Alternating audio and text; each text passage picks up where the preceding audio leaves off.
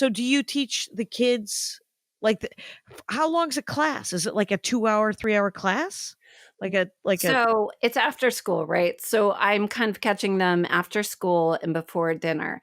And I really kind of thought, I'm a parent. I have two kids. I have a 10 and a 13-year-old. And I thought, okay. like, what do I want out of this class? One, I Yeah. want my child's homework to be done, and I want them to make me dinner, right? Those are the things. Right?